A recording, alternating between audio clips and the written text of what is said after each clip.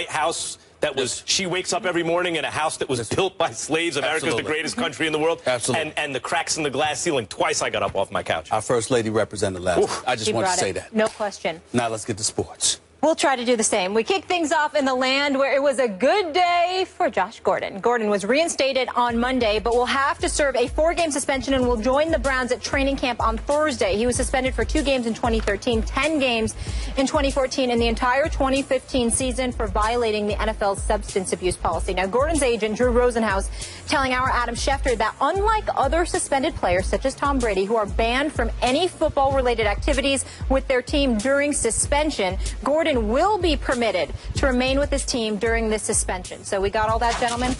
Max, should he be allowed to be around his team during the suspension? Yeah, I think it's a good thing. I think that it's a recognition that, and this does not mean that there's no personal responsibility for your own behavior. However, if you have a problem, and in the commissioner or in the league's opinion, being around the team can help you with what really is a personal issue, then that should be a good thing.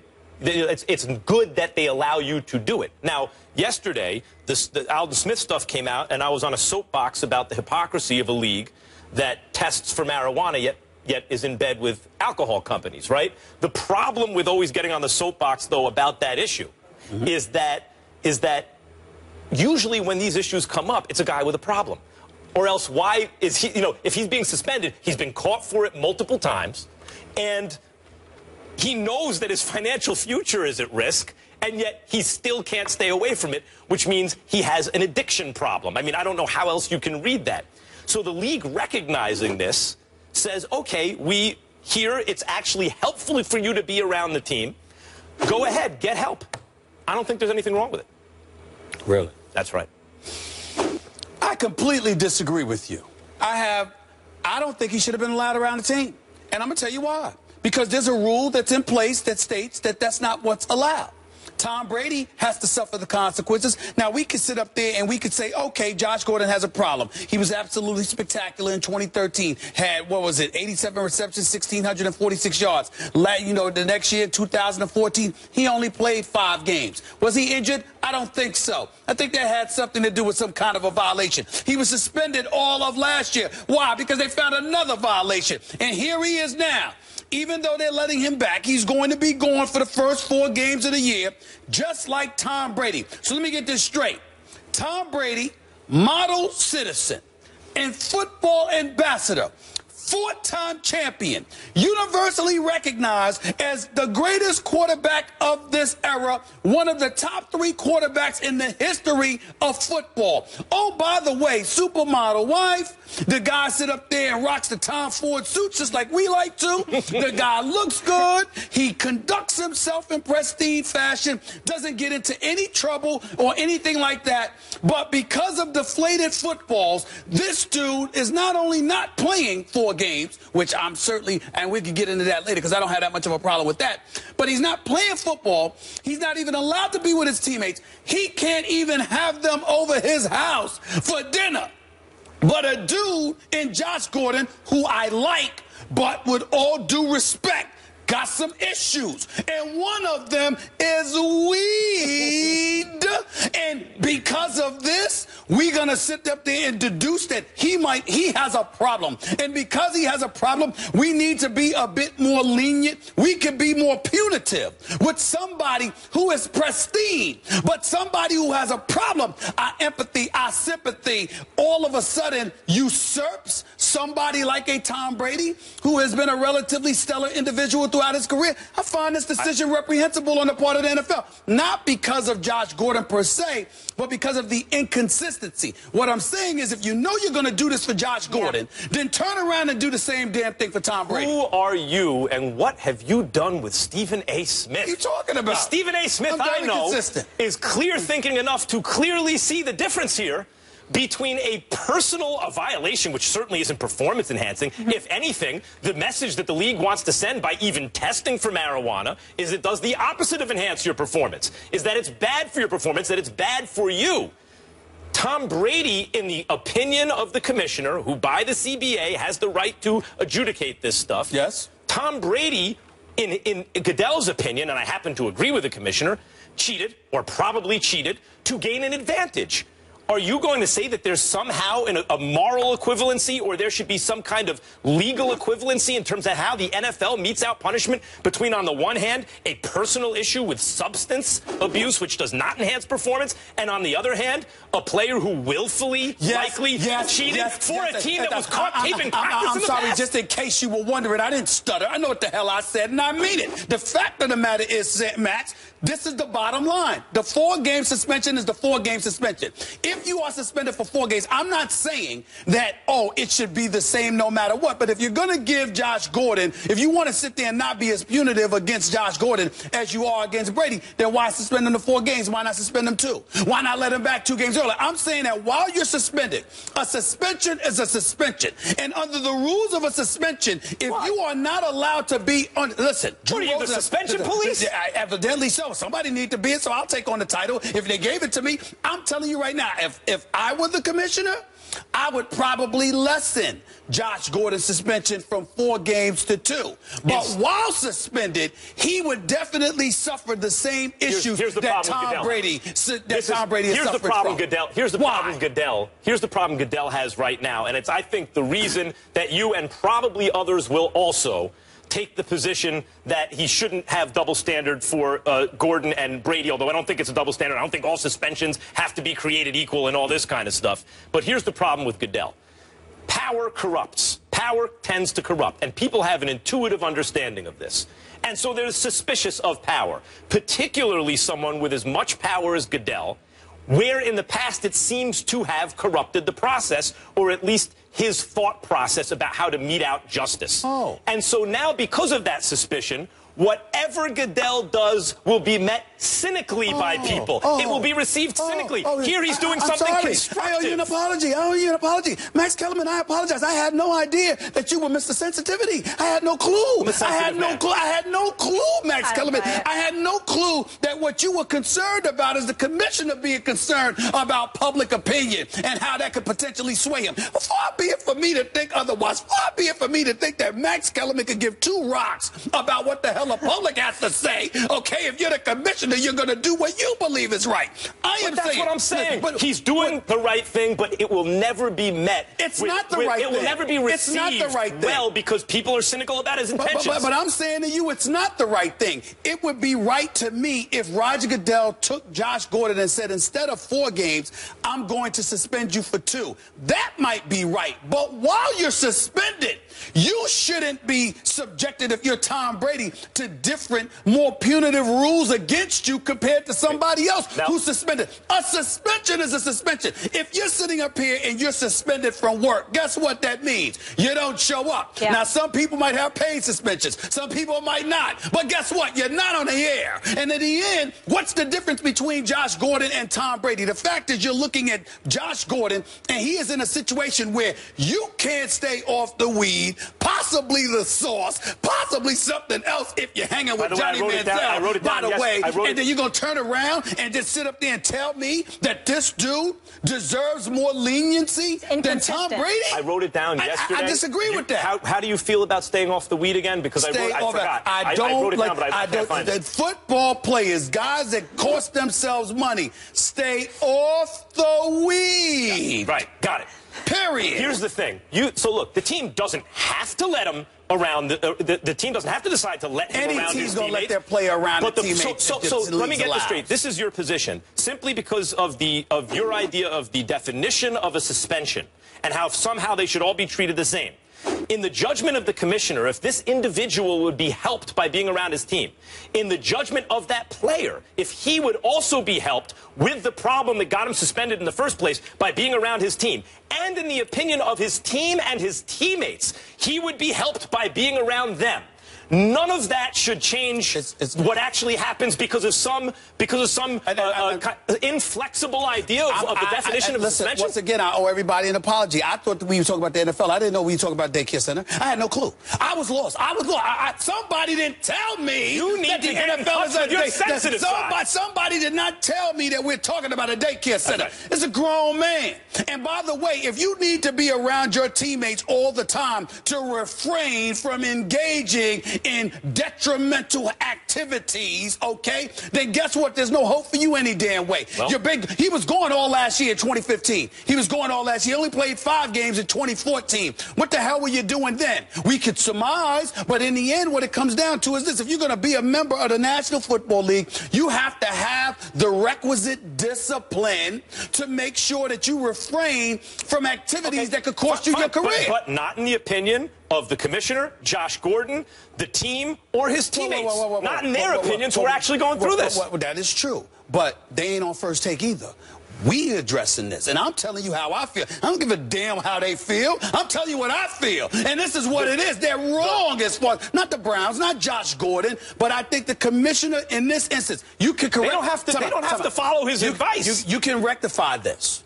Allow Tom Brady to have his teammates over his house. It's a Sunday, dog. It's a Sunday, Max, and I decide I want to have the team over for dinner. Sunday dinner. I can't do that. Tom Brady, he's an American citizen. Don't get me wrong. I am no person that's been all over him. But he is an American citizen. No, he's not. He's a citizen of the NFL. That too. Roger Goodell, once you sign that CBA, he owns you. I totally agree. Sold. I totally, I won't go that far, but I get where you're coming from. But in the end, what it comes down to for me is that Tom Brady doesn't deserve being suspended for 4 games. Fine. But you can't talk to your teammates. You can't be around your teammates. You can't even have lunch or dinner with them at your house. Who the hell does Roger Goodell think he is? That's crossing the line. That's crossing the line. Right. And check the CBA. Roger Goodell can do basically whatever he wants. Nobody has made that argument as religiously as me, which Molly will attest to. Yep. But I'm saying, usually he's not Team Brady. I thought it was hard and fast. I didn't know that you would turn around and say, well, Josh Gordon, he's got a problem. Let's have him around the team. You all feel free to bring him around. Let him play throw footballs with you Maybe guys. They just want to get him away from he can't practice. He can't train. You don't have a problem with Josh Gordon being around the team. You have a problem with Tom Brady not being around the team. I have a problem with the rules not being consistent. But what I like about this is here the commissioner is actually making a distinction between a cheater and a person with a problem. Cheating goes to the integrity of the game. And a problem goes to your personal life. And I usually would agree with that. But in this case, with them having the same 4-game suspension at the same time, I mean, both of them, 2016 season. 2 guys might have the same sentence that they're up for parole at different times. I'm just saying that it's wrong, Max. It's wrong to me for the commissioner to sit up there and make such a concession for Josh Gordon while doing that to Tom Brady. I have no problem with the suspension, which we're about to get into. I have no problem with the suspension, but the other stuff on the side can't. Your boys can't come over your house? What? I can't have my boys over my house because ESPN says so. Really? Something wrong with that picture? Something's wrong with that picture. Especially a team that has tape practice before in the past. I think there is an argument to be made Tom Brady didn't that there's a nature of conspiracy involving the team. No, not really. Of course he should be allowed to be around. Of course Tom Brady should be allowed to have his friends over to his house, but that's separate from Josh Gordon being around the team. Okay, so the sticking point for you is the inconsistency, and that yours is that all suspensions aren't created equal. Of course. Each thing should be treated differently. All right, speaking of double standards, when we come back, PTI's Tony Kornheiser thinks Tom Brady and Peyton Manning have been treated differently by the NFL. Is this fair or unfair? Why is Max laughing at me? What you laughing at me for, Max? What you laughing at me for? I think I know. A comprehensive 7-month investigation into allegations made in a documentary by Al Jazeera America. The NFL found no credible evidence that Peyton Manning was provided with or used HGH or other substances prohibited by the league's policy on performance-enhancing substances. Pardon the interruptions, Tony Kornheiser thinks Peyton Manning and Tom Brady were treated differently by the NFL. Take a listen. Peyton Manning has always been royalty. Peyton Manning and Eli Manning and Archie Manning, they are the Bush family of the NFL. Yeah. Tom Brady could never compete with that. In this particular case, I think and I'm fine that Peyton Manning's cleared. I'm okay with that. Especially if it's fact. I mean, good for him. But in this case, the punishment of Brady seems draconian. I don't know that it's different than anybody else who has been suspended. But I can't help but think, Mike, and I think you agree with this, that They wanted Peyton Manning to win the Super Bowl, and they want the New England Patriots to lose. They're trying to get at Belichick, and they're getting at Brady instead. Interesting. Stephen A., you on board with Kornheiser here? No, I am not. He comes across as somebody that's sounding like it's all about what Belichick did and it has nothing to do with Brady. Now, I understand for those out there that just heard me in the first segment, you'll say he's all over the place. Well, I am. Because there's two separate issues to me. The consistency of the suspension with Josh Gordon juxtaposed to Tom Brady is one issue entirely, regardless of how egregious I believe Tom Brady may have been in all of this. In the end, a suspension is a suspension, and if Josh Gordon has a 4-game suspension, he shouldn't be treated differently than Tom Brady just because he has an issue. Because the fact is that he's been more of a problem for the NFL in terms of image than Tom Brady could ever be in his entire career, as far as I'm concerned. But I say that to say this, Max. The reason why I disagree with Tony Kornheiser is that everybody can talk about Bill Belichick all they want to. And they can talk about how Bill Belichick is so meticulous, pays attention to every detail, knows everything. Who is unquestionably the biggest beneficiary of whatever alleged transgressions one would aim towards Bill Belichick? It would happen to be Tom Brady. Tom Brady is the quarterback. He's the guy that gets the football from behind center. He's the guy that hands it off to the running backs. He's the guy that throws it to Gronkowski, who will be throwing it to Martellus Bennett, who used to throw it to Julian Edelman and Danny Amendola and Brandon LaFell and all of these boys. Tom Brady is unquestionably the biggest beneficiary to whatever you want to point at in regards to Bill Belichick. And no matter whether the footballs were deflated or not, there is no question that the equipment managers and the deflators, or whatever you want to call them, it's no doubt that they did it to the specifications and the desires of the quarterback, because if you didn't do it to his desires, then ultimately it's not something that would vibe with Tom Brady, and we all know that, as it would be the case for any quarterback. Now, I have been on the record, Max, saying it's all much ado about nothing. I don't give a damn if Tom Brady was throwing Nerf footballs. He still waxed the Indianapolis Colts. He's still a fantastic quarterback. With regulation in the second half, I was scoring him 28-0. He's still one of the greatest, if not the greatest, quarterback of our generation. He's still a Hall of Famer, first ballot. My issue with him is that he deserved what he got, because when you fight City Hall, meaning the NFL, you knew that this stopped being about deflated footballs the second he appealed his decision, and more importantly, Judge Berman ruled in his favor. They sent in an appeal.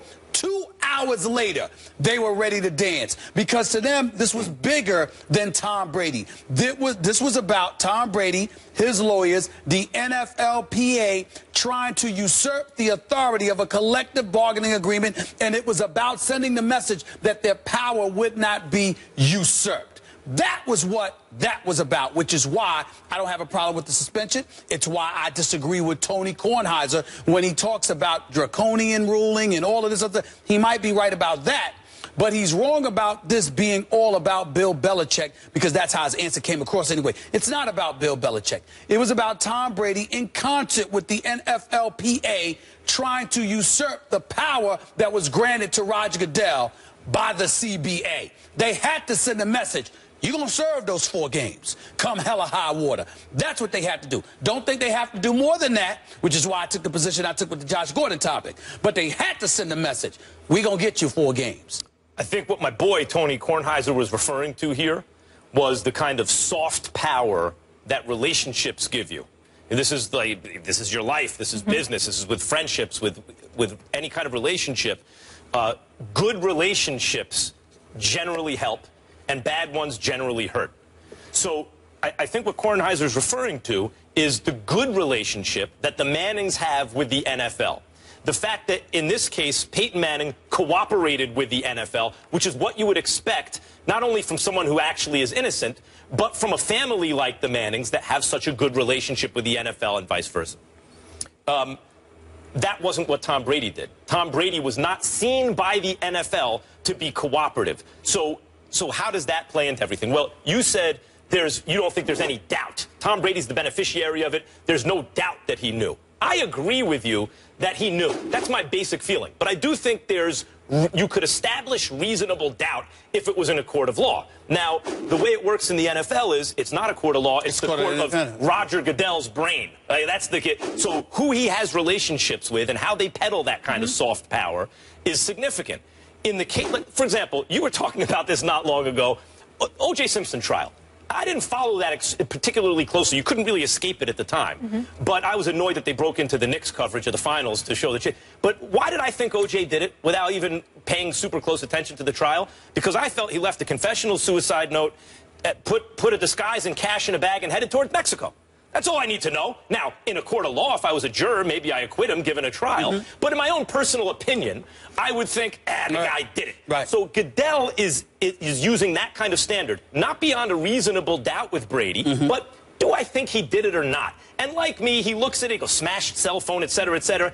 Yeah, I think he did it. And because Brady didn't cooperate to the extent that Peyton did, and because the relationship isn't the same as with the Mannings, that leads to more draconian punishment. Okay, that leads to more draconian punishment, but at the same time, it doesn't absolve Tom Brady in the court of public opinion because there's this belief that really Bill Belichick is the culprit, not him. Do we believe that Bill Belichick has something to do with it? You're damn right, because of how meticulous he is. But you can't absolve Tom Brady as if he's innocent Abe. That ain't gonna fly. And as it pertains, let me get to your OJ questions. You brought up OJ, not me. Let me bring up OJ Simpson. Let me see this. Let me say this. Your synopsis about OJ Simpson, what you just threw out there, that's the white version, with all due respect. Let me give you the black version. Let's hear it. We didn't need to see some letter and then him racing for Mexico. There's plenty of innocent black folks that would have done the same thing.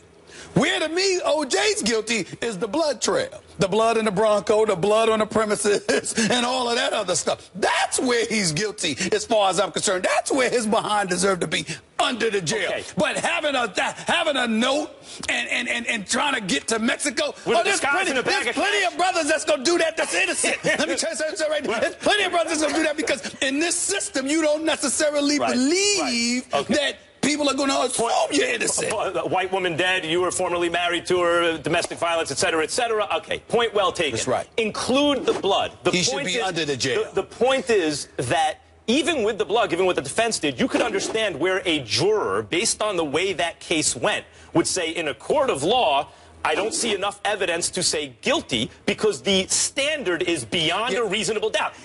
But that's not the kind of decisions that people made in the O.J. case personally. They thought, fine, in a court of law, I'd say one thing. But here in my own brain, I say something else. And Goodell is not held to the standard of a juror in a court of law. He's not held to the standard. You're right about that, and we're not disagreeing with that. What I'm saying is that when Tony Kornheiser goes on the air and gives the impression that this is just about the Patriots, this is just about the Patriots and Bill Belichick being targeted, and Tom Brady's essentially the sacrificial lamb. Hell no. Well, would you say this? He's more than that. The Tom Brady is collateral damage? Listen. Is he collateral damage going after Belichick? For the league going after Belichick. No. He's not collateral damage. Well, you could say it like that if you're saying, okay, we couldn't get Belichick, so we're going to get Tom Brady. Again, to me, why I wouldn't classify him as collateral damage, because it gives the impression that he's really innocent, but he's suffering. I don't believe that Tom Brady is innocent. I just don't care about the significance of the crime. Let me remind you something else about why he could be the collateral damage going after Belichick. How did even Deflategate come up, right? It's because Belichick, who is the great, listen, even thinking... He said ask Tom Brady. Look, I think that Belichick is the greatest coach of all time. I think Brady's the greatest quarterback of all time, and I think they cheated. I don't think that diminishes them enough to take them out of that top spot. But because super competitive people look for advantages like that sometimes. Well, I'm sorry. I disagree with you there. I think they're both great. They're both Hall of Famers. But if we were to find out, if we were to wake up one day and find out that Bill Belichick cheated all along, I can't give him the edge over Bill Walsh. I can't give Tom Brady the edge over Joe Montana. Okay. I could see that argument, too. I'm just saying I think very highly of their ability. So do I. Belichick, part of his greatness is his ability to manipulate the rules, to exploit rules in ways they weren't intended. So how did this all come up? What the Ravens thought was an illegal formation, which wasn't an illegal formation, but in the offseason became an illegal formation that allowed the Patriots to win that game or score on that play. That really rubbed everybody the wrong way, rubbed the Ravens the wrong way. And I think Baltimore then sits back and goes, okay, fine, smart guy. You got us. Once again, you've outthought us. You've manipulated the rules. You exploited them in ways they weren't intended. And you've done it, I guess, by the letter of the law, even though you violated the spirit of the rules. But you know what we happen to know about you? We happen to know that you also violate the letter of the law, and we're going to bust you for it. And so they gave everyone a heads up. Let me tell you this. And that's about relationships. That's about how you treat people. I agree with that part, but without Brady is then the collateral damage going after Belichick. Listen. You can't. It's not collateral damage because again, collateral damage, intimates that Brady is somehow absolved from all of this, and he's not. Brady is guilty to some degree. Now, he might have been going along. There's no way he knew nothing. There's no way he knew nothing. And not only that, I'm going to go in there and I'm going to revisit. I know WEEI and everybody's going to get on me because they called me on their air to interview me about this. When I called Tom Brady selfish and a bit uppity, and I stand by that, I ain't stutter one bit. Here's why. Because when you look at Tom Brady, you're saying, okay, your legacy, stop.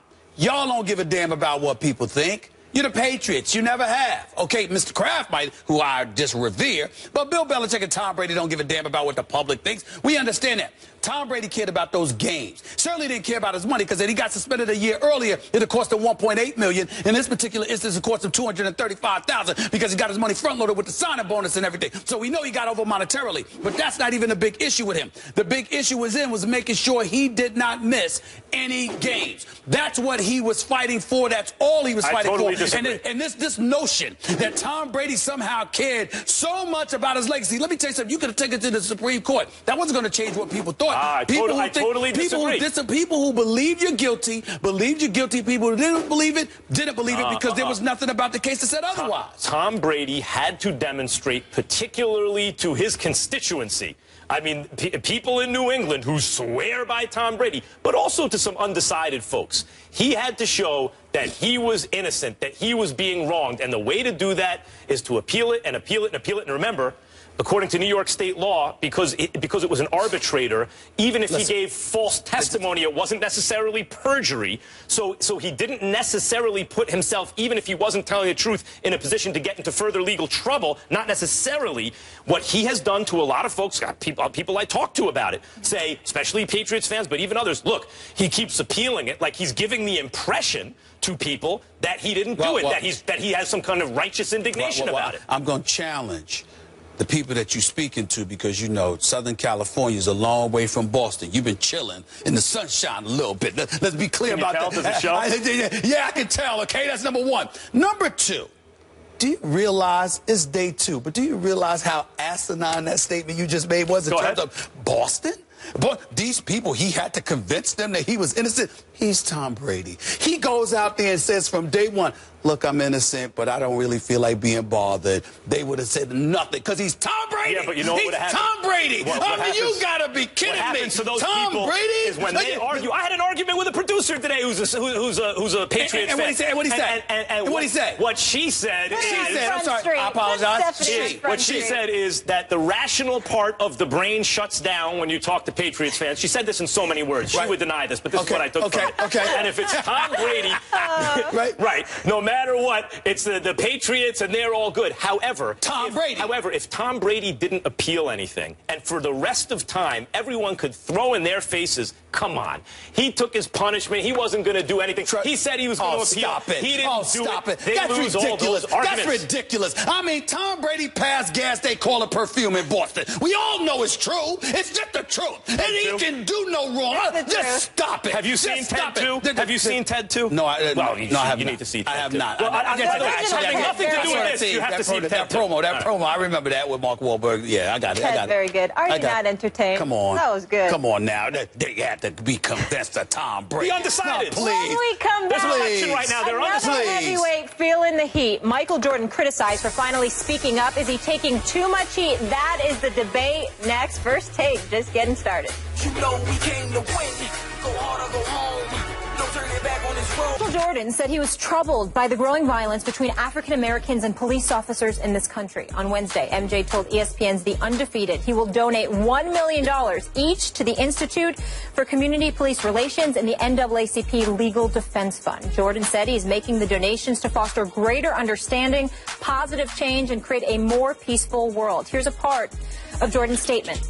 Quote, I am saddened and frustrated by the divisive rhetoric and racial tensions that seem to be getting worse as of late. I know this country is better than that, and I can no longer stay silent. We need to find solutions that ensure people of color receive fair and equal treatment, that police officers who put their lives on the line every day to protect us all are respected and supported. The problems we face didn't happen overnight, and they won't be solved tomorrow. But if we all work together, we can foster greater understanding, positive change, and create a more peaceful world for ourselves, our children, our families, and our communities. Here's Carmelo Anthony on Jordan speaking up. I thought it was brilliant, and about time, you know, that he stepped up, said what he said, because he's, at the end of the day, amongst us, he is our face. I mean, he's a African American, a very powerful African American. So for him to step up in the midst of these times right now, it was very big on his behalf, and not also just step up. You know, it's not always about money and giving back, but for him to step up and put his money where his mouth at, I mean, the timing was perfect.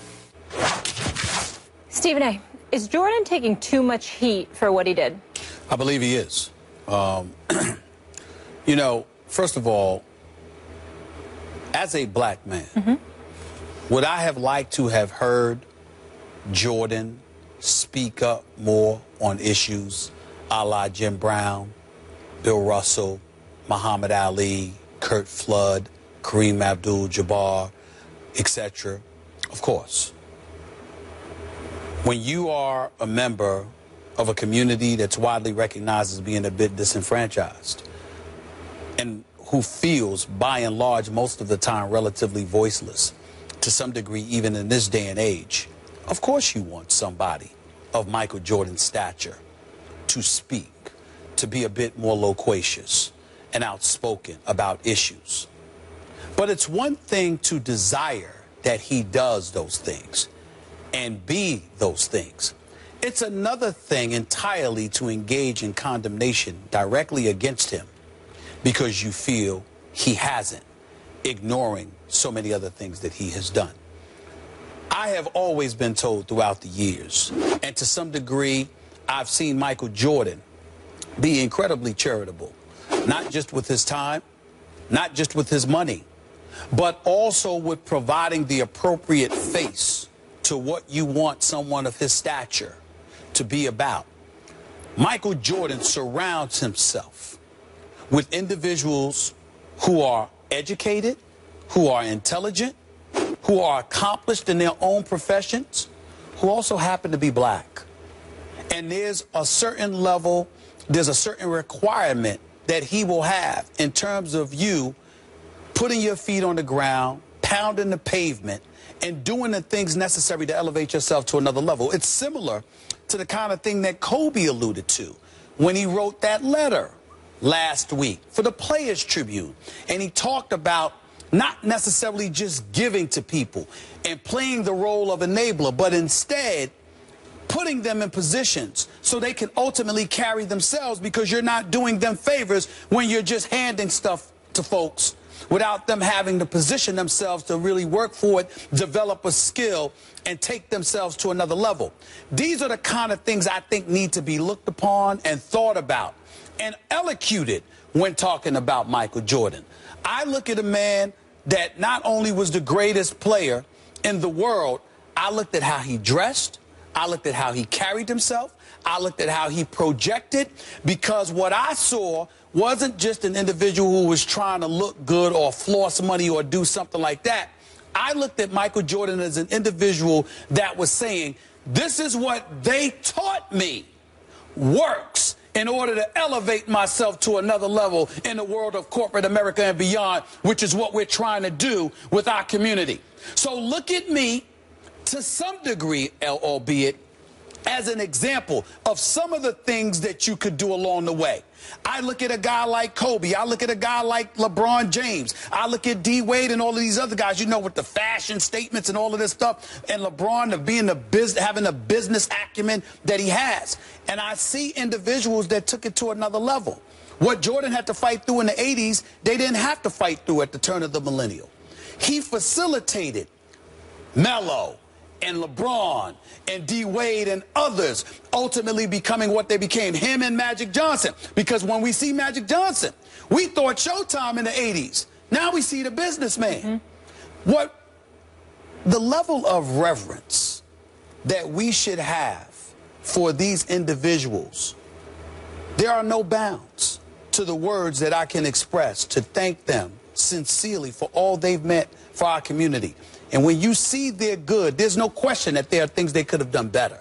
But when you see their good, it so far outweighs the negative that on a day like today, yesterday, when the man announces what he has done, I felt not bad or negative towards anybody. I just found myself asking, why would we feel the need to sit there and look at him and say, about Tom? I understand that coming from pundits in the newspapers and beyond. I saw a really good column about it in the New York Daily News.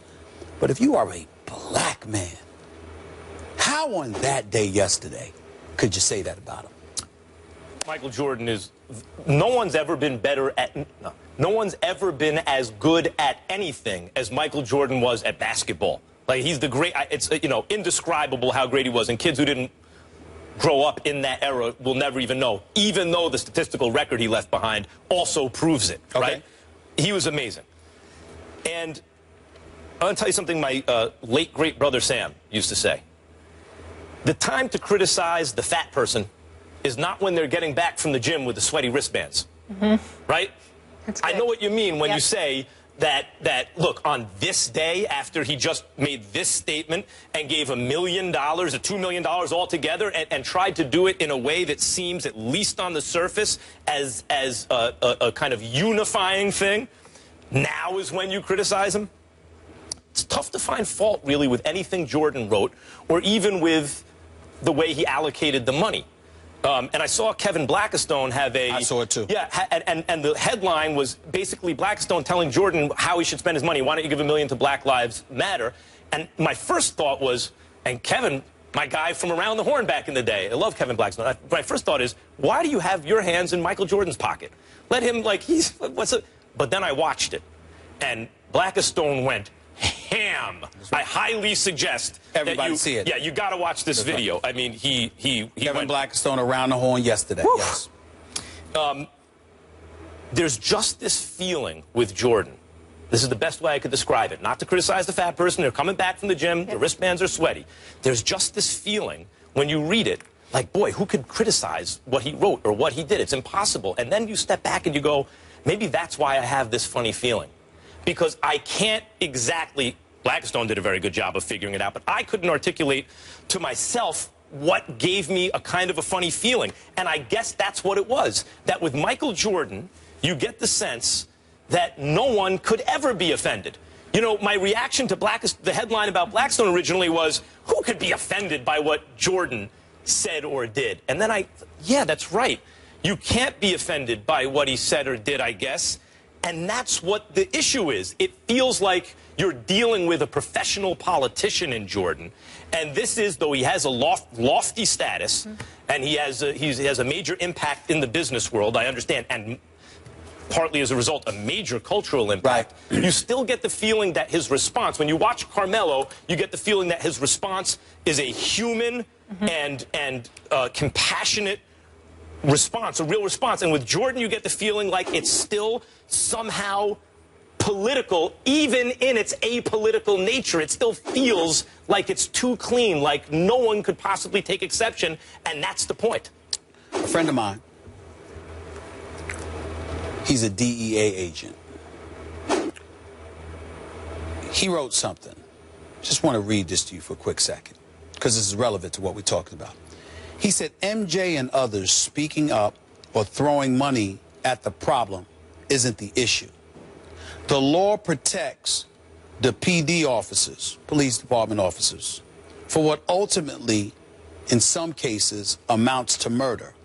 And that has to change. He's not calling all officers murderers. He's not doing anything like that. He's saying that in cases when that has taken place, which has basically fueled Black Lives Matters and other things, he said the law has to change. The reason I bring that up is because it's incredibly important to know that when you saw Blackstone yesterday going ham and going in, and all of his points were salient. If you know anything about Kevin Blackstone, there's nothing but respect. The man's a columnist, Dallas Morning News for years. The man is phenomenal at a lot of different things. He's a good man. But the reason I bring up and why I respectfully disagree, even though I'm not disagreeing with any of his points, you're using the past to get on Michael Jordan now about what he should have done. No matter what way we want to slice it, people are looking at what Jordan didn't do in the past. But had Jordan done those things in the past, he wouldn't be the Jordan he is now in all likelihood, and therefore wouldn't be in a position to provoke change and bring attention to things now the way that he can. You make that choice. It was a different time, and everybody couldn't be Allen. Just like partly as a result of social media and the democratization of media as a result, there's now an atmosphere, there's now a climate that allows Carmelo Anthony and LeBron James and Chris Paul and others and Dwayne Wade and others to take kind of this public righteous stand. Yes. In Jordan's time, the circumstances were not as conducive to it. So if he wanted to get to this level, he had to play ball in a sense. I have a question for you. Was the criticism based on the message that it was inauthentic and somehow some political or business motives, or more the timing, that it was too late? I think it was a combination of both. I think that equally, it's the fact that people feel he should have stepped up a long time ago. And to some degree, because of what Max articulated, how it just seemed so safe. Because how could either side disagree with anything that he had to say? People there are some critics that are going to look at it that way in terms of having a problem with it. Here's why they'll have a problem with it. They'll have a problem with it because they'll say, if nobody has a problem with what you're saying, then what risk have you really taken? And if you're not willing to take that risk, why can't you? You're set for life, blah, blah, blah, blah, blah. And I'm saying everyone isn't meant to articulate and elocute their points of view. Everybody doesn't have that gift. Everybody doesn't have that comfort level. Jordan may very well be very, very comfortable working behind the scenes and making things happen that way. Some people swear that's what he's done. Someone like Oprah was comfortable doing both. Oprah put her money where her mouth was, but she wasn't afraid to put her mouth where her money was. And so because of that, everybody's different. In the end, ultimately, what we must grow as a community, in my opinion, to ask ourselves is this question. Are you an asset or are you a liability? Are you making a contribution or are you not? If you are making a contribution and you are an asset, what's the moaning about? So in other words, if you're making a contribution, then the criticism shouldn't be how much of a contribution you're making. Right. The fact is you're on the plus side of the ledger. You're on the plus side of the ledger. I like that, and that's my basic reaction to what Jordan did, and yet I get what Blackstone is talking about, and I understand that funny feeling. It's very difficult to go through life on the level that Jordan is going through life and seemingly not offend anybody. It doesn't feel genuine. And there's something about Jordan, who was the most authentic player, who, I mean, like, he was himself, but off the court that feels that felt less authentic than some of the other people you mentioned, certainly during the 60s and early 70s when the climate was much different. But hindsight is always easy. You know, listen, we're very good at telling people what they should have done after they've done something. Maybe if somebody had come to Jordan and others and made specific suggestions prior to that, something else. You know what the other problem is, though? He followed, when you really talk about the psychology of this country, he followed Muhammad Ali. Like the next icon on the level of Ali, not that anyone's on Ali's level, but on a global level like that, apologies to Bird and Magic and everybody else, you know, was Michael Jordan. He was really the next Ali when you think about it in a global way.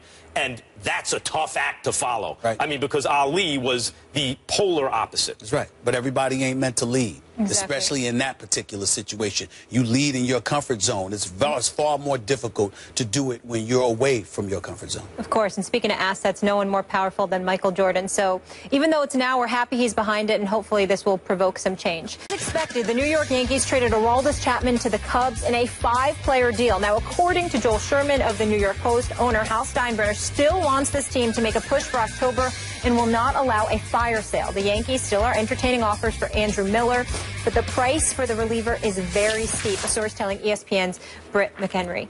Stephen A., what do you make of the deal? I'm not happy about it because even though he won't allow a fire sale, I'm talking about Mr. Steinbrenner. You know, I'm a diehard Yankee fan. You know, I think George Steinbrenner is the greatest owner in the history of mankind. I love my Yankees. I miss Derek Jeter very, very much.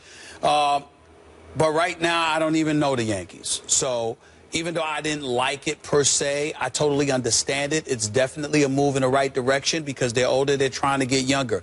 I mean, when Teixeira and Alex Rodriguez are your mainstay and you're walking around acting like, you know, McCann is the second coming, even though he's batting .234 and, you know, all of this other stuff. I mean, what are you supposed to do? And I still keep hearing Carlos Beltran's. He's batting .308 in the games that he's played, but still in all, I just look at it from the perspective that it's not the Yankees that I know and love. Stars. You know, name recognition, box office attraction, etc., etc. So who are the 3 guys they got here? These are prospects. Gleyber Torres, he's a shortstop outfielder. Billy McKinney, of course, Rashad Crawford.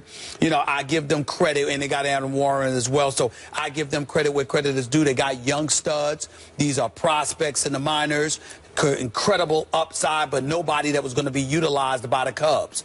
That's the story with the New York Yankees. They're moving in the right direction, but damn it, they ain't winning anything anytime soon, and I'm accustomed to the Yankees winning World Series. When I think about the Cubs, can't knock this move at all. First of all, they're smart. Theo Epstein obviously has proven himself to be a brilliant executive, even though he's misquoted me from time to time in the past. That wasn't nice, but I'll deal with him when I see him. In the end, what this comes down to is that when you look at Theo Epstein, what he's done in Boston, what he's doing now in Chicago, he has built not just a contender, but the favorites to win the World Series. This closes the deal. He's right not to trade Schwarber, even though he can't play for you for the rest of the season because he's a stud. He shouldn't go anywhere. You got Rizzo and the crew and Castro and those boys. You don't mess with that. And then to go out here and to get this dude, Chapman, who's had about 30 saves, you understand, and you know, averaging about 30 saves over the last 4 years, 100 strikeouts. He's the real deal, and then some. When you look at it from that perspective, it elevates the level of expectations. But if there's ever a franchise who desperately, desperately, desperately needs it, it is the Chicago Cubs, who haven't won a World Series since 1908. The Theo Epstein is a moment of high leverage here where he could get another franchise like he did for Boston, and ironically, the Yankees might help him do it. Get another franchise hasn't won in 100 million years, a World Series. That's why he traded his #1 prospect in the deal for Chapman. You know, and from the Yankees' point of view, they have a deep bullpen, so they're dealing from an area of strength. They have need in the farm system for good, young, talented players, so they got the area of need. Outfield, the shortstop, yep. All that. Yankees, here's why you don't recognize these Yankees. Because George Steinbrenner is gone, and in his place, Hal Steinbrenner is not as competitive as his father, clearly. Absolutely because not. This is all the result. I want to let people know what just happened here. Careful what you wish for. Major League Baseball, first they got all the steroids out of baseball, then all the offense went down, and then they aimed like a laser beam a new luxury tax with repeater offender thresholds very high, aimed at the Yankees, and it worked. Yankees probably not going to make the playoffs for the 3rd time in 4 years. And you know what's happened since then? Everyone stopped caring about baseball. So, like, careful what you wish for. I hope everyone's happy right now. Hal Steinbrenner has this luxury tax he really needs to get under. He has TV partners, and they own the Yes Network and everything. They have to keep that money going, have to give fans the impression that they're competing every year. So he can't get under the luxury tax threshold and reset everything so he can jump over it again and really get all the players they need.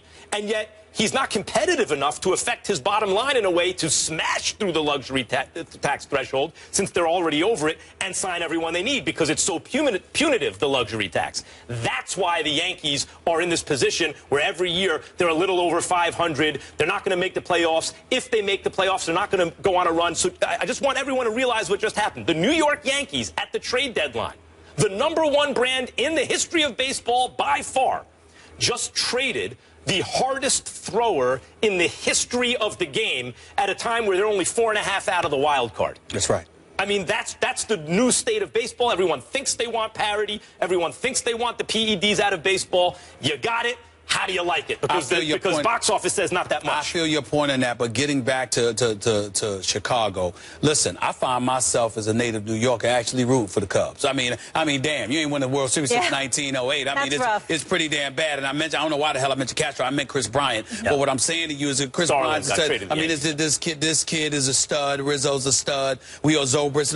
Look, they've got a shot. There is no reason, particularly with this pitching staff. You got Lackey, you got Arrieta, even though he lost his last 4 starts. You got a crew of pitchers, and you got a closer now, and you've got the only thing that can derail the Chicago Cubs, other than injuries, is pressure or whether or not there truly is a curse. There's absolutely nothing else stopping them right now. One more thing. What? One more thing is like we already know who's going to be in the finals in the NBA next year. We know because basketball is fundamentally a deterministic game. It's not probabilistic. Yep. When you have that team in Cleveland and that team in Golden State, barring injury, there is literally no way for anyone else to make the finals, right? Barring injury. NFL and Major League Baseball, best team doesn't always win. You just don't know. You know, there are too many variables. It's underneath it all. It's probabilistic. It's not as deterministic. So Arrieta is such a great ace, and now you got a flamethrower in the bullpen. You have all these athletic position players, and given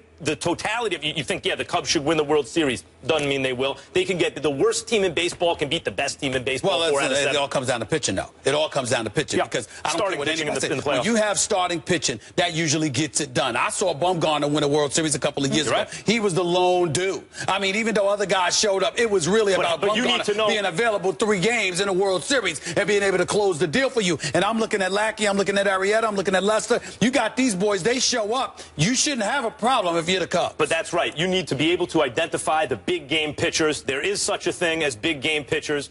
Kurt Schilling, El Duque back in the day. Those were big game pitchers time and again. Fernando Valenzuela back in the day. Nowadays, you have some big game pitchers like Bumgarner. Hard to tell who they're going to be. Clayton Kershaw is a better pitcher than Bumgarner, except when the chips are on the line. Well, you put it. So the Giants went all the way. I always think that's unfair to Kershaw. First of all, I think Kershaw has been mismanaged. I think he pitches entirely too many innings. I think he pitches too deep into games. I think that to some degree has contributed to the injuries. This is why we haven't seen him since June 26th. Because Kershaw's in there. You've got, I mean, you're the Dodgers. You're up 3-0, 4-0. It's the 8th inning, and this dude is still pitching. Why? Why? Especially with his freaky release. Why even take the chance? Why can Bumgarner do it? You know, because Bumgarner does it? Well, he's Bumgarner. Right. But that's what I'm saying. You don't know who that guy is going to be until you see him in that position. But Kershaw doesn't have the durability. He's got the skills. So you got to protect him more during the game. Plus, Bumgarner's in Northern California. We all know how cold it gets there. No, Oakland and San Francisco ain't L.A. I'm here to tell you. I'm an eyewitness. Whereas in Southern California, I think I've been living for the last 5 years. You've been in Southern California. You've been in Southern California. Now, I saw you wearing a jacket when you were in Oakland. When you were in Oakland, when you were sitting up there in Southern California, I saw you with a short sleeve shirt on. Right, there's a reason for that. So keep your arm loose. Nothing wrong with that. You got to protect Kershaw. They didn't do that. Yeah, they didn't do that. Kershaw's pitched a lot of innings. That's right. All right, we'll leave it there. The pressure seems to be the theme here on today's show. Coming up next, we stay in New York. Carmelo Anthony has been leading the way lately on social issues. How much pressure does this put on him to win with the new Knicks? We get into it. Carmelo Anthony taking a stand for social change. So 2 weeks ago, he posted a photo. You can see it here. Bill Russell, Muhammad Ali, Jim Brown, Kareem Abdul-Jabbar with a lengthy message, essentially declaring the time is now. He's all in. It's time to demand change and to take action. Then he followed that up by joining LeBron, Chris Paul, and Dwayne Wade, opening the ESPYs with a call to action. And I want to point out that this was the players' idea. They reached out to the ESPYs for this. Then yesterday in L.A., he held a town hall meeting inviting members of the community, police officers, Team USA, WNBA players who sat down, discussed the racial tension that's plaguing our country and how this can properly be addressed. So, Max, now that Melo's an activist on the court, is there more pressure for him to win? Less pressure. Less pressure for Carmelo to win right now. First of all, he has the respect of his peers. Yep. In fact, if anything, and he's a great player, he's among the greatest, I won't even say offensive players, he's among the greatest ISO scorers in the history of basketball.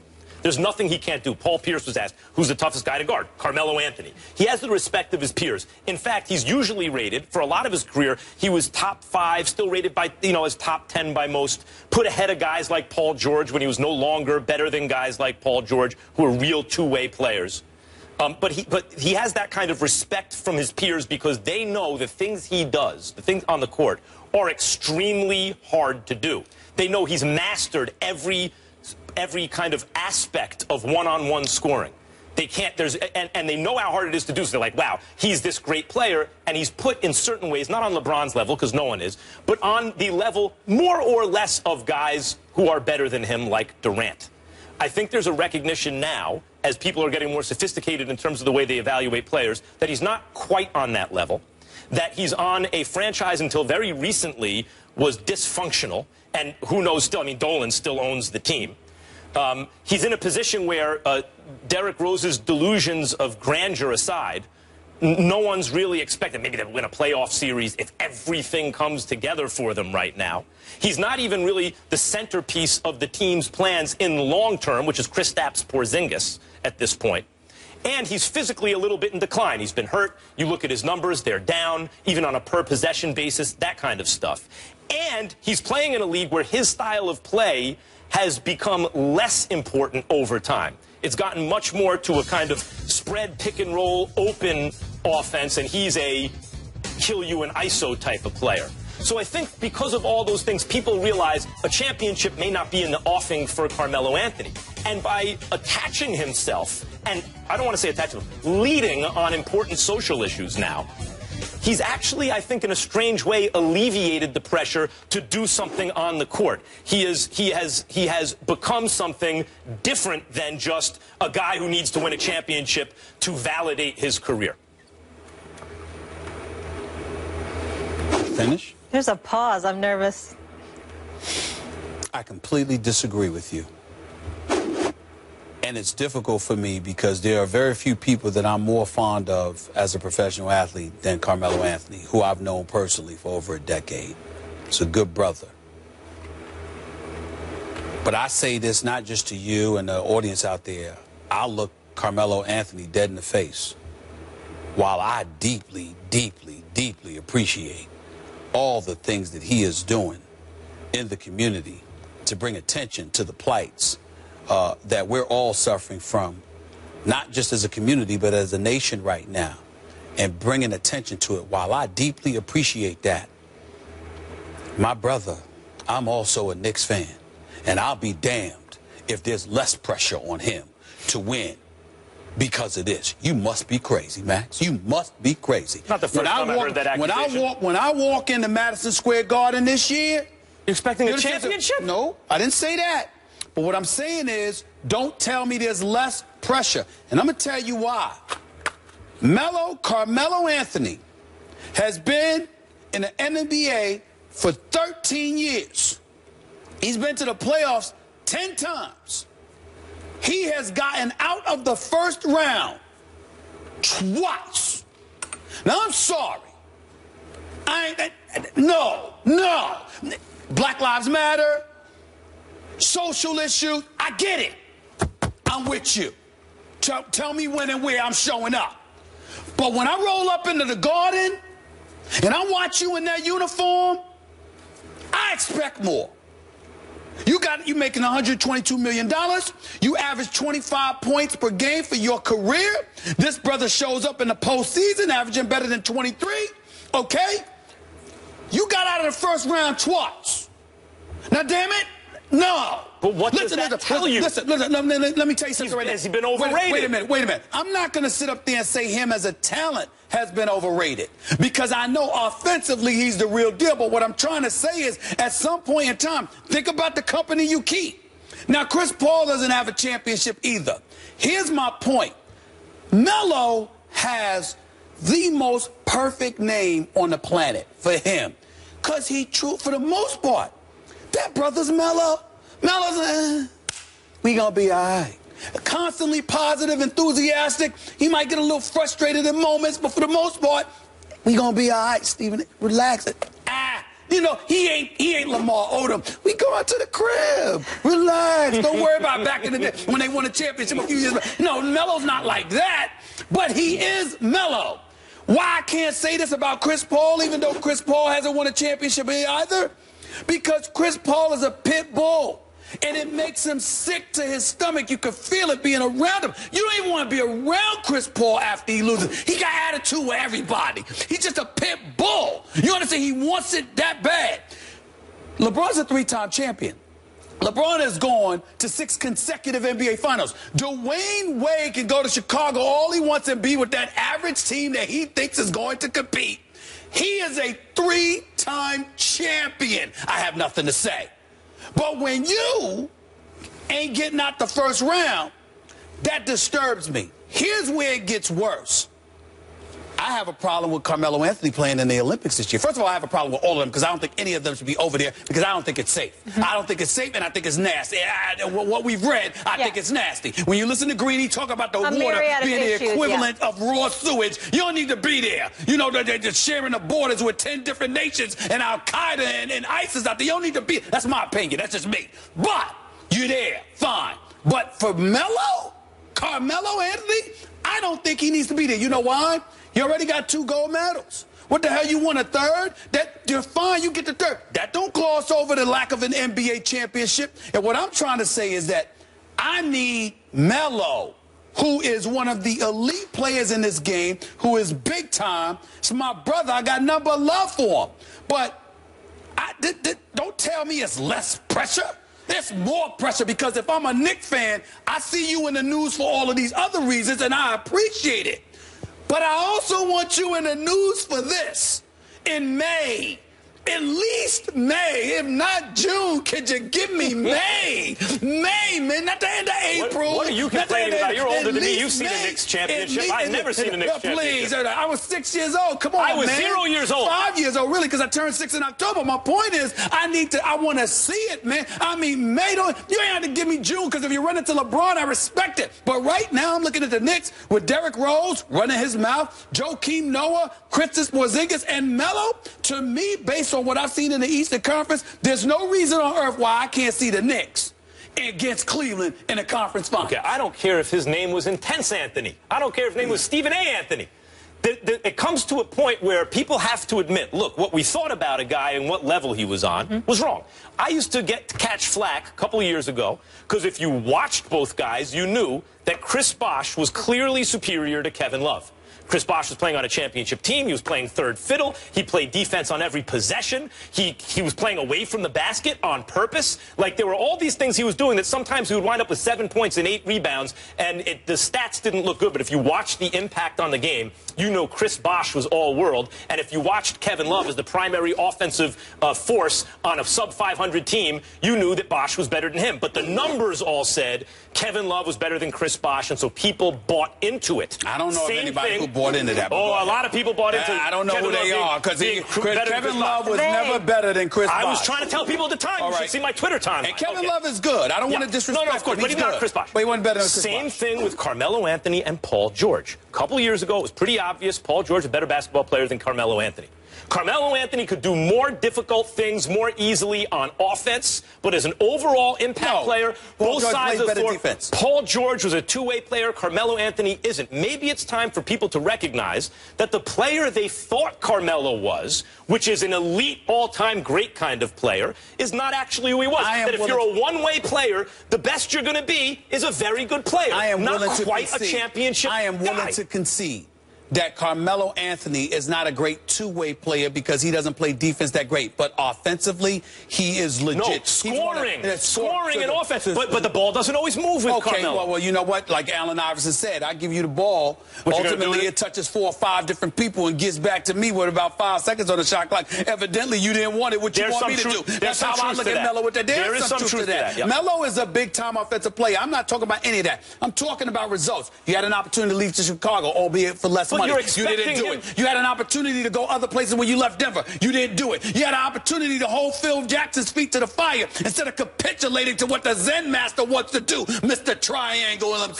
He got 11 chips. And 2 as a player. No. Yeah, but what is an executive?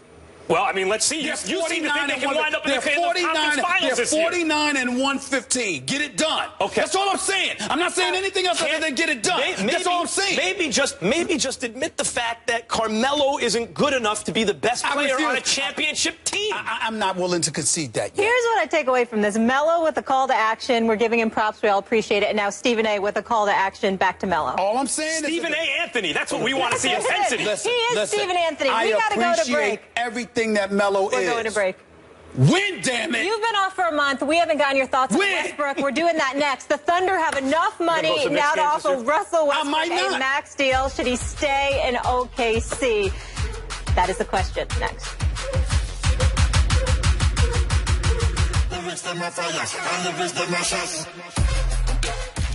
After losing Kevin Durant in free agency to Golden State, the Thunder have turned their attention to locking up Westbrook long-term and will present him with an extension offer. OKC now has the cap flexibility to do so following reports that Dion Waiters has signed with the Miami Heat. Westbrook is set to become an unrestricted free agent next summer. In the long term, he will make more money on a renegotiated extension this season than if he waits to sign a max-level contract next summer, even with the rising salary cap. So, Max, how should Westbrook feel about the situation going on in Oklahoma City? I want to do a Stephen A. pause here for dramatic effect. Wait a minute. This is a tough one, Stephen A. Because Russell Westbrook, when Kevin Durant wasn't playing the year before last, became the real Russell Westbrook. We saw really what he could do. When Durant wasn't there taking away touches, and Westbrook knew he had unbridled control of the team, he was playing on a per-possession basis, I thought, at least as high as Steph Curry or anyone else in the league, LeBron James, anyone that year, and was a legitimate MVP candidate. You could really see what he could do. The handcuffs were off. And in fact, when Durant came back, you saw he maintained that level, which is why those two guys, even with Ibaka not playing at his best, and even with a team that wasn't quite ready, almost went to the finals. And then who knows? Westbrook is also my favorite player. He is my favorite player. I'm not saying he's the best player. I'm saying he's my favorite to watch because he is unbridled aggression. You're dancing. The fire. Answer the question, Max. Stick and move. Go ahead. You're dancing. He's unbridled aggression, and that makes me love him because how often in your life do you get to see that at that high a level? However, without Durant, he didn't make the playoffs, even though the rest of the team wasn't that bad. Didn't make the playoffs. Pelicans edged them out, and they were a worse team. They should have made the playoffs. They didn't. And in fact, this season, again, in crunch time, he and Durant, it maybe wasn't quite working. And Russell Westbrook has to ask himself now, why is this dude leaving me? So the question as to whether or not he should stay in OKC is what's most important to him. Does he want to win a championship, which I still think they can do in OKC because Presti is an amazing GM, and because they still have talent, and because now they have cap room to give him the money, and the cap's going up again next year, etc. Or is what's most important, and now it's his team, or is what's most important to him to play in a big market and have it his team? Yep. How much is enough to satisfy his ego? What's the priority? I'm hoping that for Russell Westbrook's sake, that he just wants to win, and from a pure basketball point of view, stays in OKC. However, I suspect that's not going to be the case. I don't think that's enough for him. That aggression he shows on the court is a kind of reflection of his ego, and I love it, but I wonder if in certain ways it limits him.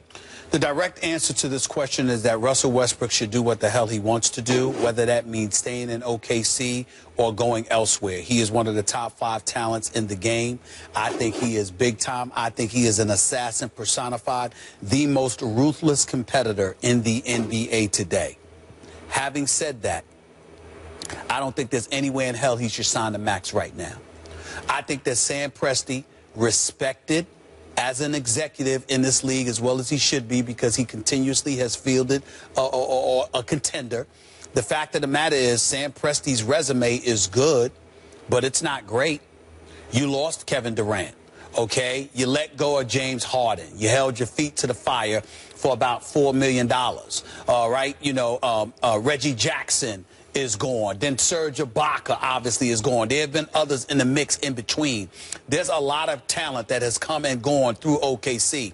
And I'm looking at Sam Presti, and I respect this man. And I've continuously called the Oklahoma City Thunder a stellar organization. They deserve our respect. Please don't get me wrong.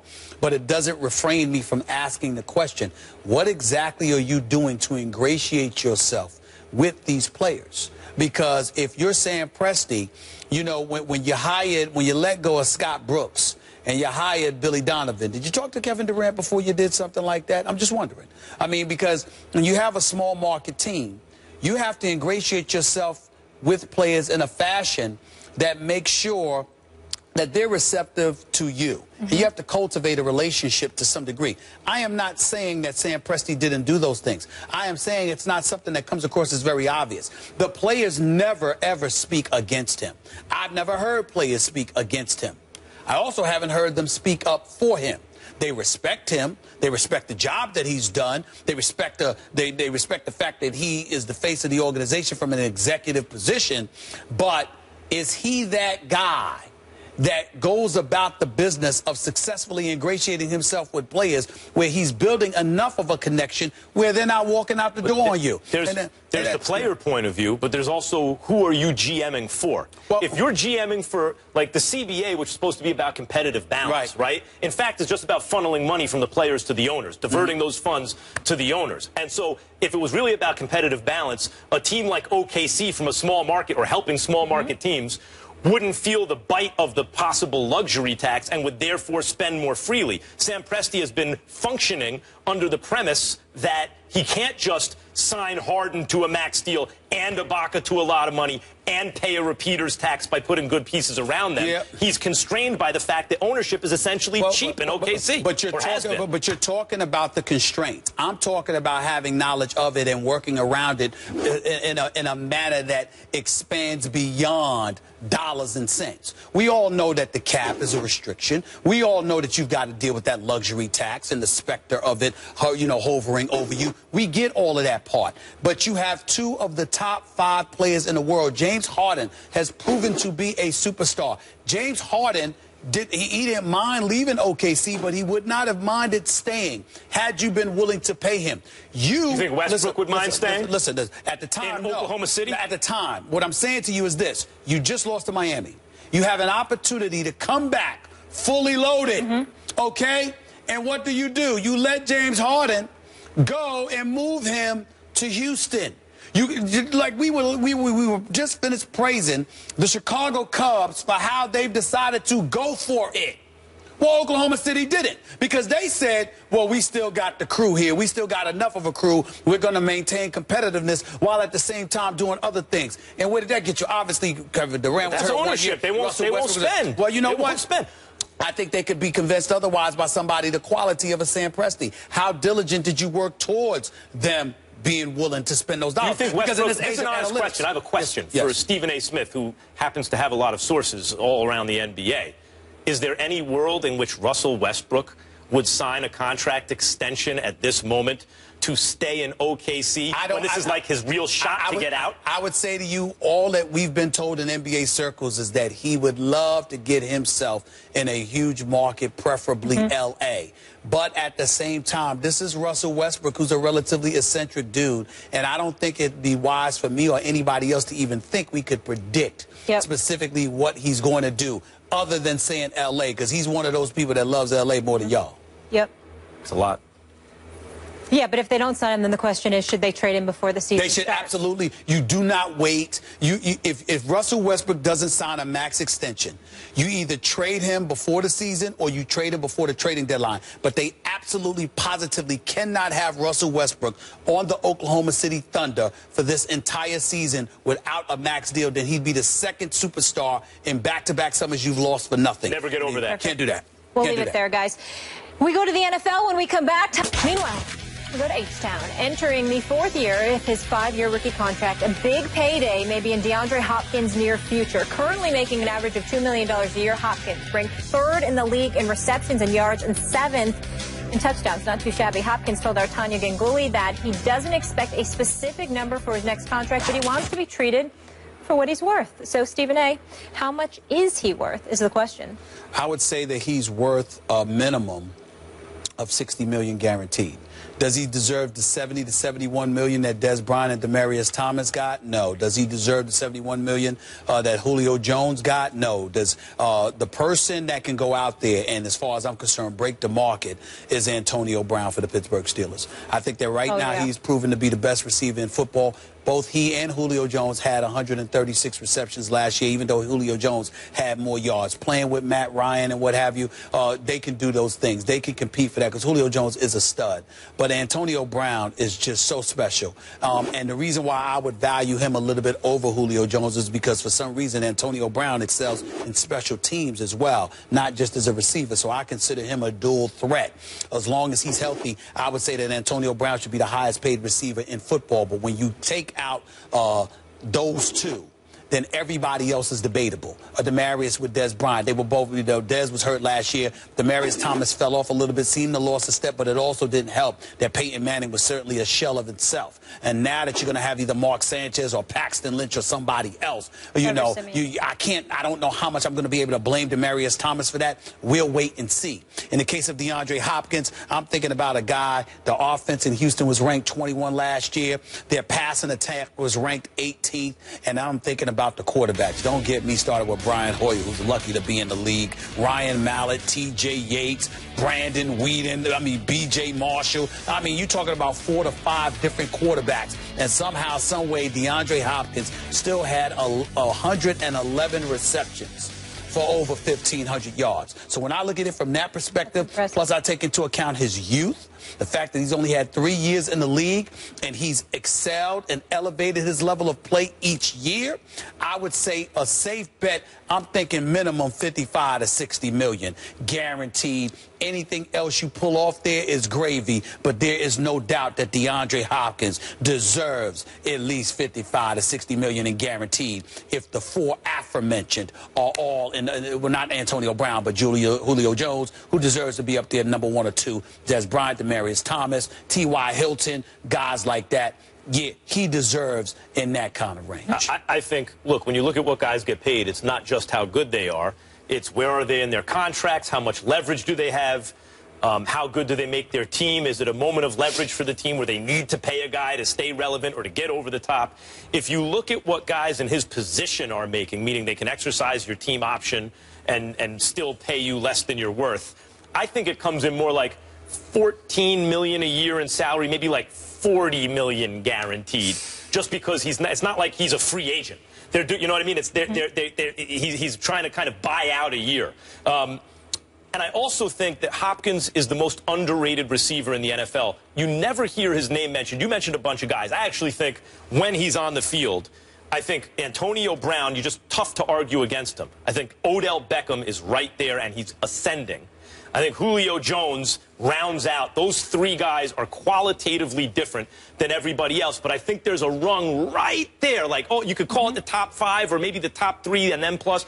And I think it's Des Bryant and DeAndre Hopkins. I like him. I think he's better than Demaryius Thomas, to tell you the truth. Yes, he is right now. Yeah, I think so.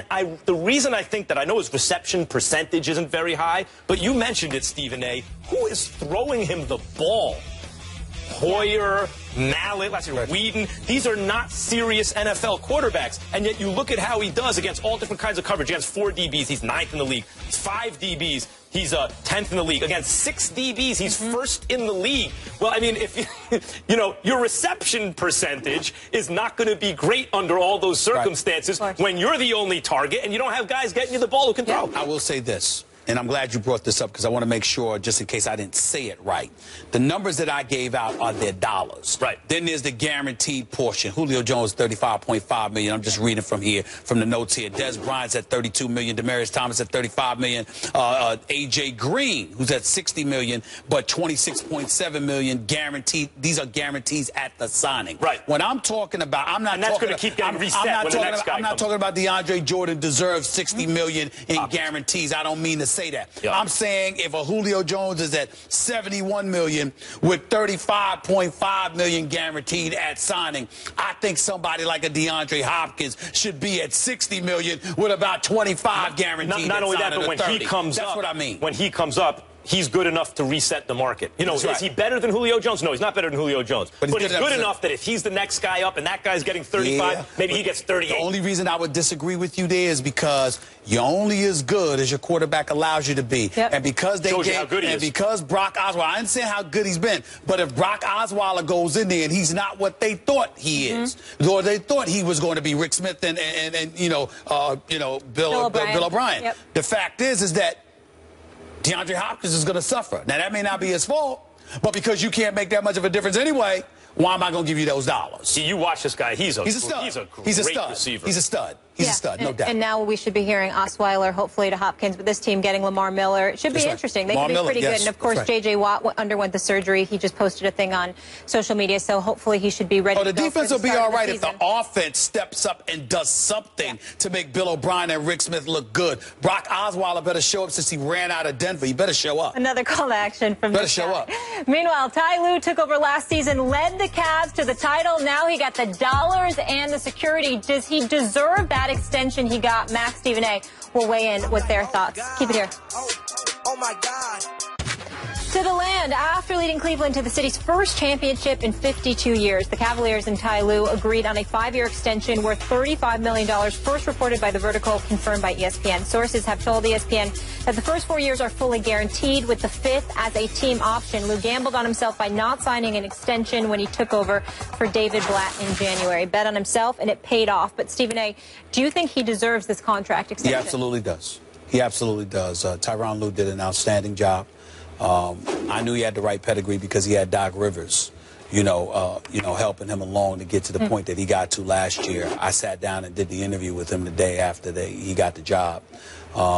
He's even-keeled. He's strong. He holds dudes accountable, and he doesn't panic. And I think that goes a long, long way. They made believers out of me because I never believed that they would come back from a 3-1 deficit. I was beyond disgusted with them because of how they played in Game 4. That was the only game that I was critical of LeBron because I thought he didn't show up that game, and I still believe to this very day he had instigated that stuff with Draymond Green and those guys, but it turned out that it worked for him. So, you try everything to win.